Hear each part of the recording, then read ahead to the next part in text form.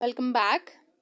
आज का हमारा टॉपिक है थ्योरीज ऑफ पर्सनैलिटी। ठीक है, तो इसकी कुछ टाइप्स हैं और टाइप्स की भी आगे टाइप्स हैं, तो इनके लेक्चर में भी थोड़ा लेंथी हो जाए तो इसमें हम अपनी पर्सनैलिटी थ्योरीज ऑफ पर्सनैलिटी को डिटेल में स्टडी करने वाले हैं। ठीक है, तो पहली बात आपको नोट करने की बिल्कुल ज़रूरत नहीं है। आपको वीडियो को पॉज कर करके आप इसको रिवर्स करके देख सकते हैं। किसी कॉन्सेप्ट की आपको समझ ना आए तो पॉज कर करके नोट्स बनाने की ज़रूरत नहीं है। आपने सिंपली इंस्टा पे मुझे एक मैसेज करना है, मैं आपको पीडीएफ सेंड कर दूंगी। ठीक है, तो ये झंझट में पढ़ना कि एक चीज़ के नोट्स बनाने, स्टिकी नोट्स पकड़ो, हाईलाइट करो, इसको छोड़ो। क्योंकि मेरा लेक्चर मुश्किल से कोई 10 से 15 मिनट का होता है, तो आपने 10 से 15 मिनट जिस सिर्फ लेक्चर को देने हैं और कॉन्सेप्ट्स को ग्रैब करना है। कॉन्सेप्ट्स अगर आपने ग्रैब कर लिए तो आपको नोट जस्ट एक दफ़ा रीड करने पड़ेंगे, तो वो आप लोग आराम से कर लेंगे जब मैं आपको सेंड करूँगी। तो नोट ना करें।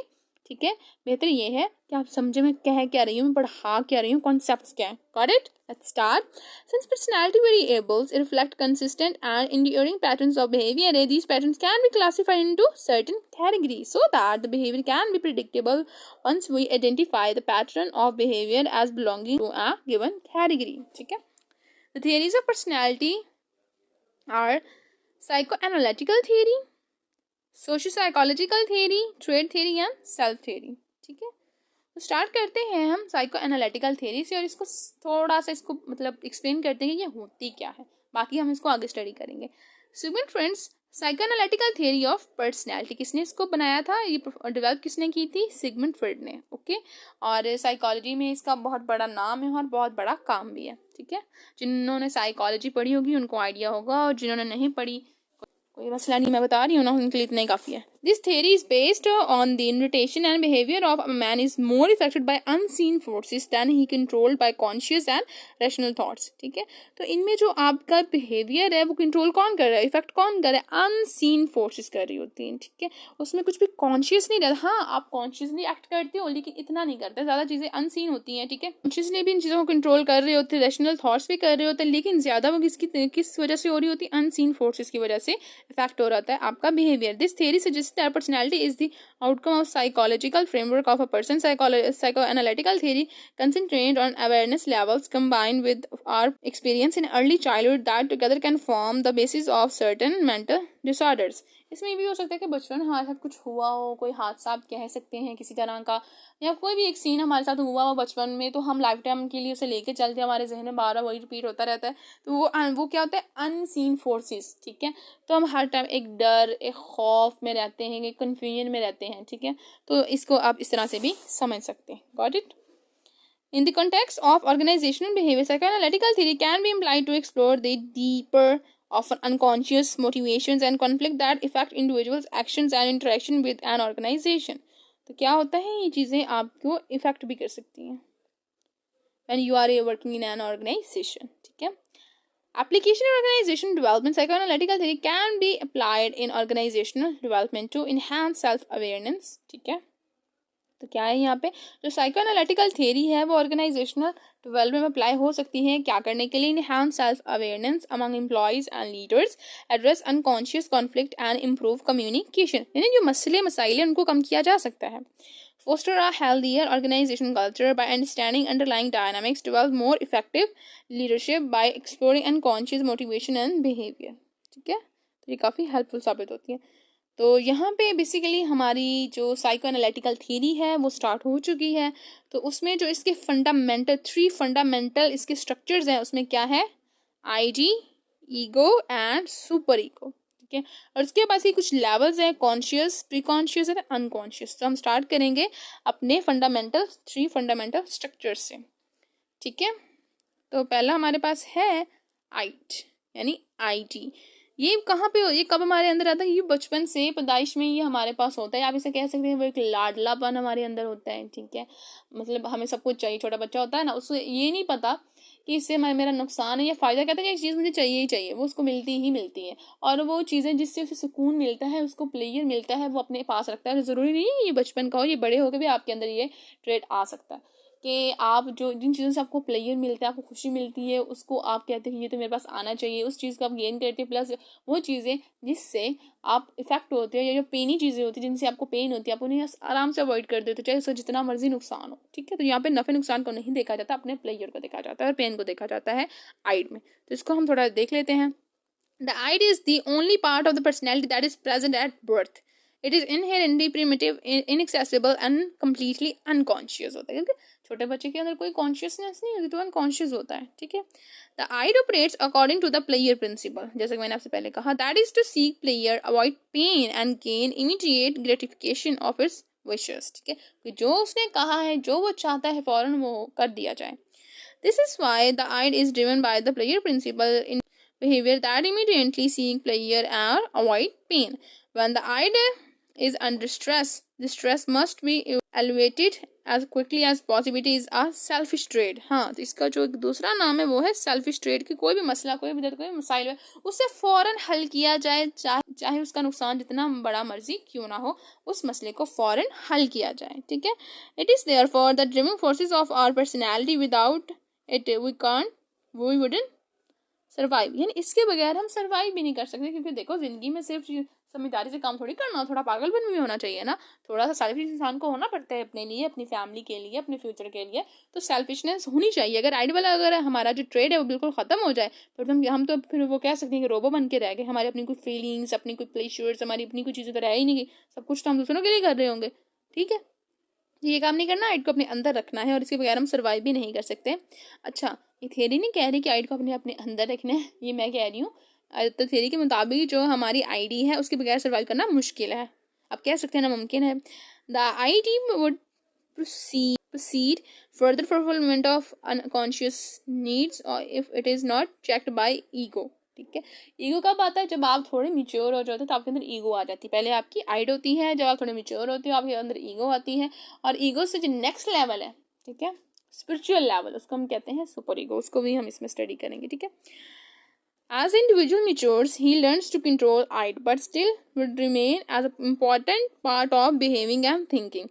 कि जो जब आप थोड़े मिच्योर होते हो, आपकी जो आप अपने आप पे कंट्रोल रखना शुरू कर देते हो, जो आपकी आइडिया वो कंट्रोल हो जाती है, लेकिन फिर भी आपके अंदर ये एक इम्पॉर्टेंट पार्ट के तौर पे रहती है, एक इम्पॉर्टेंट वेरिएबल के तौर पे रहती है आपकी पर्सनैलिटी, आपकी बिहेविंग और आपकी थिंकिंग में. उसके बाद है हमारे पास ईगो. ईगो को बहुत से लोग इसे गलत मतलब भी समझते हैं ईगो का, लेकिन यहाँ पे हम इसे खूबसूरत अल्फाज में बयान करेंगे, ठीक है. The ego is the logical, rational and realistic part of personality, ठीक है. The ego evolves from the id and draws its energy from id. यानी इवॉल्व कहाँ से हुआ है? आइड से हुआ है, और एनर्जी कहाँ से ले रहा है? आइड से ही ले रहा है, लेकिन ये आइड से डिफरेंट है, उसका अपर लेवल है. Id is unconscious part while ego is conscious part of mind. यहाँ पे आप थोड़े बड़े हो गए, थोड़े मेच्योर हो गए, अब दूसरों का भी सोचना आपने शुरू कर दिया, अब सेल्फिश नहीं रहे हो. One of the function of the ego is to satisfy the id's urges, but the ego, while it mostly conscious, acts according to the reality principle, ठीक है. यहाँ हम reality based काम कर रहे हैं, ठीक है. पहला हमारा वो ड्रीम्स की दुनिया थी, अब reality में. It must consider the constraint of the real world in determining appreciate times, places and object for gratification of its wishes. Ego checks the unconsciousness needs of id through the realities of external environment through intellect and reasons. Due to functioning of id and ego, many interpersonal conflict situation may arises because id wants immediate fulfillment of need while ego dedicates denial post permanent to a more appreciate time and place, ठीक है. जो आपकी आइड है वो चाहती है इसी वक्त, इसी टाइम में, ऑन द पॉइंट, फटाफट मेरा ये काम हो जाना चाहिए, मैं इसके लिए वेट नहीं कर सकती, ठीक है. लेकिन जो हमारी ईगो है वो क्या है, जैसे हम बड़े हो जाते हैं ना, हम वक्त, ठीक है, इन्वायरमेंट, जगह को देख के बात करते हैं, ठीक है, कि हमें ये चीज़ चाहिए नहीं चाहिए, किस टाइम पे ये बात करनी, कैसे करनी है. लेकिन जो हमारे पास आइड है वो इन चीज़ों को नहीं देखती, उसको ऑन द स्पॉट काम चाहिए ही चाहिए, ठीक है. उसके बाद है हमारे पास कि सुपर ईगो कैसे काम करती है. Super ego work on a perfection principle. Super ego represents social and personal norms and serve as an ethical constraint to behavior. Super ego provides norms to the ego to determine what is right and what is wrong. यानी यहाँ पे आप ये देखें, यहाँ पे जो आप ये शैतानपन है ना, ये आपका हो गया है आइड, ठीक है, आईडी. और यहाँ पे आप रियलिटी बेस हो गया, आपके अंदर आ गई ईगो. लेकिन यहाँ पे आप खुदा तरस इंसान बन गए हैं, आप स्पिरिचुअल पर्सन बन गए हैं, आप एक तरह से मलंग टाइप बंदा गलत साइड पे निकल गई, मतलब मीन्स कि आप यहाँ पे मोरल स्टैंडर्ड्स को देख के काम करते हो, ठीक है. तो यहाँ पे आप क्या हो गए हो, यहाँ पे आप हो गए सुपर ईगो वाली पोजीशन में चले गए हो, ठीक है। तो ये वाले सारे पॉइंट्स है जहाँ पे जिस तरह से सुपर ईगो काम करती है। तो आगे हम सुपर ईगो को थोड़ा डिटेल में स्टडी करते हैं क्योंकि ये हमारा एक इम्पॉर्टेंट पॉइंट है। Super ego is one of the 3 components of Sigmund Freud's model of the human psyche along with the id and ego. It represents the internalized societal and moral standard that guide an individual behavior and decision making. The super ego is responsible for enforcing ethical conduct and creating feelings of guilt or pride based on one's actions. यहाँ पता चला कि हमारी असल में super ego है क्या, उसमें अपना कुछ नहीं सोचना, दूसरों का सोचना है। अगर मैंने ये कर दिया तो फलां बंदा मेरे साथ इस तरह से सोचेगा, मैंने ये बिल्कुल नहीं करना, ये एथिकली, ये सोसाइटल, ये मोरल स्टैंडर्ड्स के मुताबिक है तो इसको मैं करूंगा, ये तो नहीं करना मैंने। ना जितना मर्जी नुकसान हो, आप इन चीज़ों को ज़रूर देखते हो। सोसाइटी मुझे किस नज़र से देखेंगे अगर मैंने इस तरह कोई काम कर दिया तो की फीचर्स क्या है हमारे सुपर ईगो, उसको देख लेते हैं। मोरल स्टैंडर्ड्स, कि मोरल स्टैंडर्ड्स को हम जरूर फॉलो करते हैं, मोरल स्टैंडर्ड्स के अलावा हम काम नहीं करते हैं, जो मर्जी होना है हो जाए। जैसे हमारी थी नहीं आइड कि मुझे तो अपना काम करना ही करना है, जो मर्जी होना है हो जाए। यहाँ पे क्या है कि मैंने ये काम करना है दूसरों के लिए, दूसरे मुझसे इम्प्रेस होने ही चाहिए वरना मसला हो जाएगा। मैंने तो ये काम करना ही करना है, किसके लिए, दूसरों के लिए, ठीक है, दूसरों को इम्प्रेस करने के लिए, कोई मुझे गलत ना कह सके, दूसरों की एप्रिसिएशन के लिए। The super ego incorporates the values and norms of society. Society को देखते हुए, सोसाइटी मुझे अपना सब कुछ माने, सोसाइटी का ये बंदा बड़ा अजीम, इसने बहुत अच्छा काम किया, which are typically learn from parents, teachers and other authority figures during childhood, ठीक है। अच्छा, मैं इसको आपको बना के ना वो पेश कर रही हूँ कि जैसे कि ये अल्लाह माफ़ करे कोई देवता बन गया सोसाइटी का कि सारे मुझे अच्छा सोचे, ऐसा कुछ नहीं है। मैं ना मतलब बस इतनी बात कर रही हूँ कि ना ये जो बंदा है, ये जैसे मैंने झूठ नहीं बोलना, अगर मैंने झूठ बोला तो बुरी बात है, मेरे पेरेंट्स भी नाराज़ होंगे, उन्होंने मुझे झूठ बोलना नहीं सिखाया, मेरे टीचर ने मुझे नहीं सिखाया, ये मेरे दादा बोले थे मुझे झूठ बोलना नहीं सिखाया था, मैं तो कभी ना बोलूँ। और उसके बाद ये मैं कभी चोरी ना करूँ, चोरी की अगर हम सजा देखे तो हाथ काट है, मुझे तो अपने हाथ नहीं कटवाने, ना मैं तो ये काम नहीं करूँगा। अगर उसने चोरी कर ली तो फिर उसे हाथ कटवाना पड़ेगा, अब इतना ज़्यादा फॉलोअर होता है मोरल स्टैंडर्ड्स का। फिर ये है कि सोसाइटल स्टैंडर्ड्स भी उसने देख रहे होते हैं। इन सारी चीज़ों को देखते हुए वो बुरे कामों को अवॉइड करता है कि लोग मुझे अच्छी नज़र से देखें, मुझे अच्छा इंसान परसीव करें, बुरा इंसान परसीव ना करें, ठीक है। तो बस इसलिए वो अच्छे काम करता है। उसके बाद it serves as an internal moral compass guiding individual to act in ways that are considered right and just. इन दूसरों को इंस्पायर भी करना है कि जो आने वाली नस्लें उन्होंने किस तरह से काम करना है। Conscious, the super ego contains the conscious which pushes the individual with the feeling of guilt, shame or when they engage in behavior that violate moral standards, यानी ये खुद से ही गिल्ट महसूस करते हैं, गिल्टी हो जाते हैं या शेम महसूस करते हैं कि अगर हमने ये काम कर दिया, और तो पहले तो वो करने से पहले वो सोचते हैं अगर हमने ये जैसे फॉर एग्जांपल हमने झूठ बोल दिया तो कितनी बुरी बात है, मैं एक सोसाइटी का एक मोतबार बंदा होकर झूठ बोलूंगा, लोग मेरे बारे में क्या सोचेंगे, क्या परसीव करेंगे, तो मेरी पर्सनैलिटी, मेरी रेपुटेशन तो ख़राब हो जाएगी। तो इसलिए फिर वो काम नहीं करते, वो अपने अंदर ही अंदर गिल्टी फील करते हैं, अपने अंदर ही वो शर्मिंदा होते रहते हैं कि ऐसा हो ही ना जाए, ठीक है। तो फिर क्या होते हैं, वो कॉन्शियस होते हैं, कॉन्शियसली हर एक चीज़ को देखते हैं, ठीक है। तो ये हाई लेवल है हमारे आइड और ईगो का। Ego ideal, the ego ideal is the part of the super ego that rewards the individual with feelings of pride and accomplishment when they adhere to moral and ethical standard. It represents the ideal self that one strives to become by following standard societal values, ठीक है। यहाँ पे पहले आपने moral standards को follow किया, दूसरों को इम्प्रेस किया, फिर आप कॉन्शियस डिसीजन ले रहे हो, गलत काम नहीं करना, सारे अच्छे करने, वरना आप खुद आप में ही शर्मिंदा हो जाएंगे। बस ईगो आइडियल कि आप हर एक के आइडियल बन रहे हो, ठीक है, हर एक बंदा आपको फॉलो कर रहा है, सही है। उसके बाद फंक्शंस ऑफ सुपर ईगो, जैसे कुछ फंक्शंस है वो भी हम पढ़ लेते हैं। इनहिबिटिंग आइड, यानी आइड को रोकना ही रोकना है, आइड को फॉलो बिल्कुल भी नहीं करना। तो सुपर ईगो का काम क्या है, आइड को रोकना, इनहिबिट करना हमारी आइड को, सही है, जो हमारी चाइल्डहुड में हमारे अंदर बाय बर्थ होती है। The super ego works to suppress the primitive and structural desires of id, which seeks immediate gratification. By doing so, it helps individual behave in socially acceptable ways. यानी आइड को इतना आपने suppress करना है, इतना उसको ख़त्म करना है, उसको रोकना है कि जो आपने फॉलो किस तरह से करना है, इंडिविजुअल को किस तरह से आपने इंडिविजुअल्स को हेल्प करनी है किसमें, कि वो सोशली एक्सेप्टेबल वेज में वर्क करें, ना कि अपनी मर्जी में करें और ना ही वो सेल्फिश ट्रेड को शो करें, ठीक है।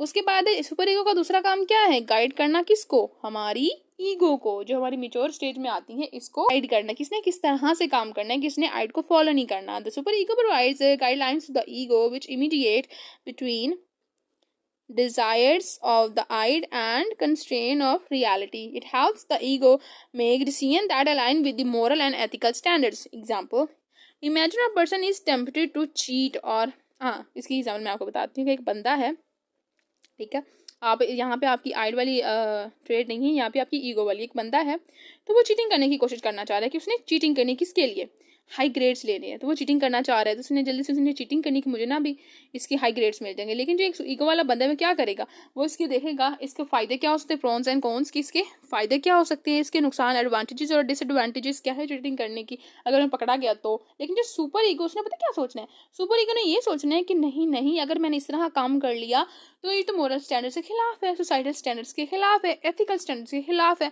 तो अपने अंदर ही वो शर्मिंदगी और गिल्ट फील करेगा और वो ये काम करेगा ही नहीं। वो डिसऑनेस्टी वाला तो कोई काम हमारी सुपर ईगो ने करना ही नहीं है, ठीक है, बल्कि उसने दूसरों को गाइड करना है, तो वो अवॉइड करेगा अपनी चीटिंग को। सही है, तो ये हमारा आज हमने थ्योरी स्टार्ट की थी पर्सनैलिटी की, उसमें हमारी फर्स्ट थ्योरी थी साइको एनालिटिकल थ्योरी, वो हमारी थ्योरी कंप्लीट हो गई है सुपर ईगो पे, हमने इसकी टाइप्स भी कर ली हैं आगे।